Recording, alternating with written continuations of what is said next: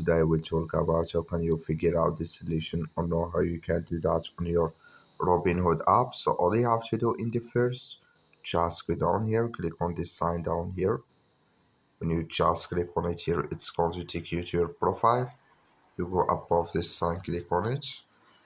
So then it's going to show for you a list like this. You click here on settings.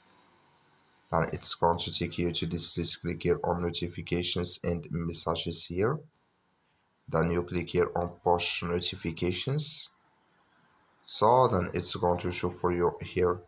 You just scrolling down here until you will find here custom crypto alerts.